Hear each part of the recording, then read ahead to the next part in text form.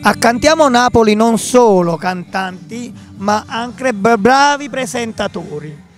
È lui, Francesco Balestrini. No, nomina sempre. No, Anche Nomina. Nomina ormai è un mito di Cantiamo Napoli. Però a noi fa piacere, ci vengono a trovare gli amici presentatori e bravi come te. Allora, io questa sera non sono né in veste di presentatore, non sono né in veste di rappresentante di Radio Sant'Anna, né in veste di rappresentante di Radio Blu Napoli, sono in veste di amico di Alfonso Criscuolo e di Cantiamo Napoli. Ci fa piacere. Con immenso piacere avevo proprio il desiderio di essere presente in una vostra registrazione. Quando vengo mi diverto sempre tantissimo, incontro tante belle persone e per me è sempre un piacere e un onore far parte di questa grande kermesse. Noi ti ringraziamo perché so che quando sei in radio ci saluti sempre.